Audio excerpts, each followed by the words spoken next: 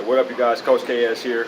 I want to give you guys a quick little posture tutorial. So if you're like most people, you sit in front of a computer terminal all day and you're kind of in this position here, shoulders pull forward, or you either on your cell phone texting and your shoulders are slumped like this here all day long. So I want to give you guys a quick little exercise that you can do to pull your shoulder girdle back and improve your posture. So what you do is get yourself a resistance band. This is a small bodybuilder band. You don't need much weight for this exercise. This is not a muscle building exercise.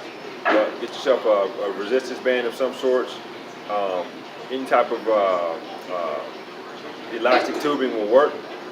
What you're gonna do is called band pull aparts. So I want you to grab the band about shoulder width apart in front of you, and you're literally gonna pull it apart using your rear delts, teres minor, to pull that band apart. It's not a tricep exercise. Use your back to pull it apart. All right, I'll give you guys a side view here.